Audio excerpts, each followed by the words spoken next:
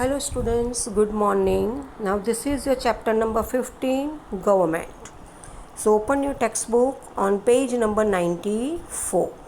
Our country India is the largest democracy in the world. Elders do the administration and management of the home. Similarly, the administration of a country is done by the government. We hear the word government in daily newspaper, television or in conversation.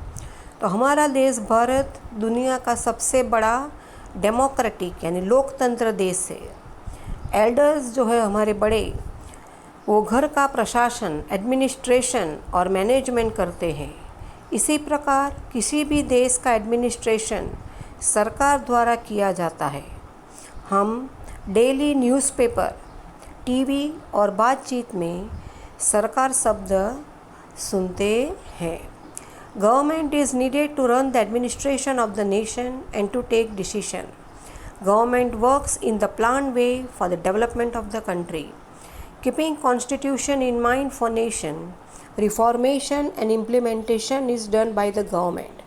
The government of our country is elected through voting by people.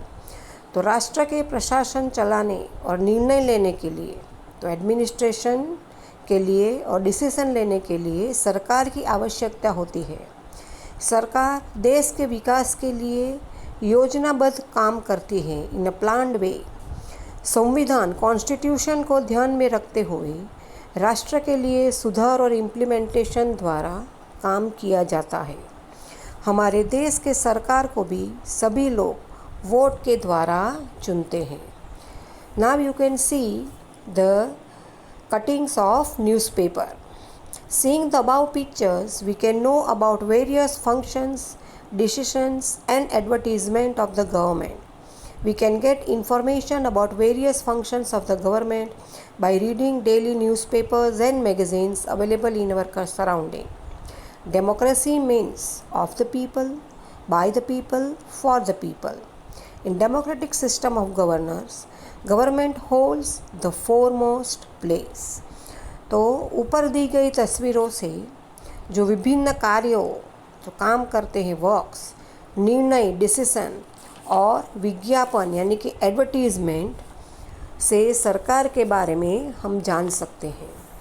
हम अपने आसपास जो newspapers उपलब्ध है और पत्रिकाओं, magazine को पढ़ के सरकार के विभिन्न कार्यों के बारे में जानकारी प्राप्त कर सकते हैं।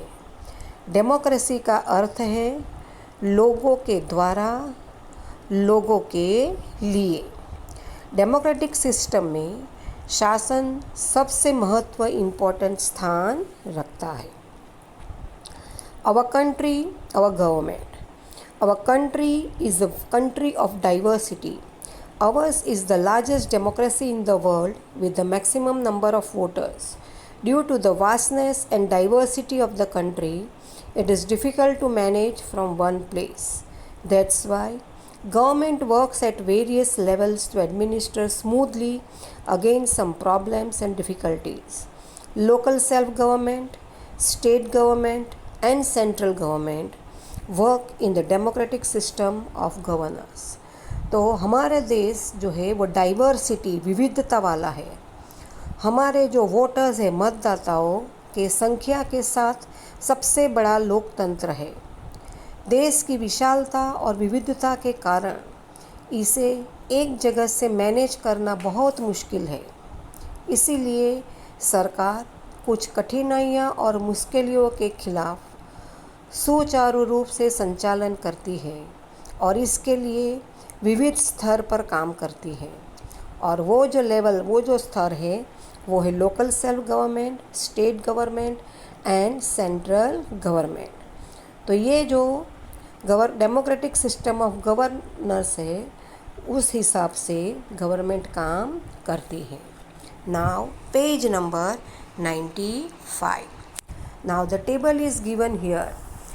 The three levels of government: local government, state government, central government.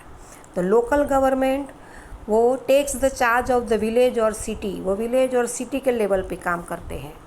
State government entire state, पूरे राज्य का चार्ज है, उसको एडमिनिस्टर करते हैं, और सेंट्रल गवर्नमेंट एंटायर नेशन, पूरे देश का। Government is necessary at various levels. These ways of governance are very useful for formation and implementation of rules. We have learnt about government and its various levels. These levels are useful for development and maintenance of law and order. Democratic system has been adopted in our country. In the context of government and governance, depending on its structure, variations are seen in governance system. तो government जो है वो विभिन्न स्तरों पर सरकार आवश्यक है। नियमों के इम्प्लीमेंटेशन के लिए शासन का ये तरीका बहुत ज़्यादा उपयोगी है। हमने सरकार के बारे में सीखा है और ये विभिन्न स्तरों पर है। ये स्तर कानून और व्यवस्था के विवाद और रखरखाव के लिए काफ़ी उपयोगी है। So for the development and maintenance of law and order, उसके लिए उपयोगी है। हमारे देश की लोकतांत्रिक व्यवस्था, डेमोक्रेटिक सिस्टम को अपनाया गया अपने संरचना के आधार पर। सरकार और शासन के संदर्भ में शासन प्रणाली में विभिन्नता देखी जाती है। Types of government. Our country has democratic system of governance. All the countries in the world do not have democratic system. Let us understand the types of government found in the various system operating in countries around the world. तो हमारे देश में democratic system है।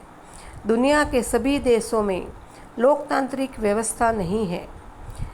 आइए दुनिया भर में विभिन्न ऑपरेटिंग सिस्टम में पाए जाने वाले सरकार के प्रकार को समझते हैं।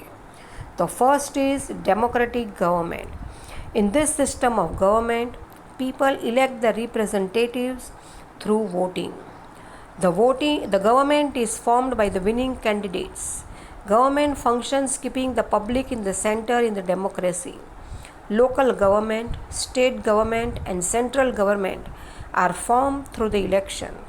In some countries, chief minister or prime minister is elected by the elected representatives in democracy. In some countries of the world, presidential democracy is seen. In India, there is a parliamentary democracy. तो democratic government first type of government. इस प्रणाली में लोग मतदान के माध्यम से अपने प्रतिनिधि का चुनाव करते हैं। रिप्रेजेंटेटिव, प्रतिनिधि। सरकार विजयी उम्मीदवारों को कैंडिडेट द्वारा बनाई जाती है, यानी जो लोग जीतते हैं वो लोग सरकार बनाते हैं। सरकार लोकतंत्र में जनता को सेंटर में रख के काम करती है। चुनाव के माध्यम से स्थानीय सरकार, that is local government, state government और सेंट्रल गवर्नमेंट में गठन किया जाता है। कुछ देशों में मुख्यमंत्री या तो प्रधानमंत्री लोकतंत्र में निर्वाचित प्रतिनिधियों के द्वारा चुने जाते हैं।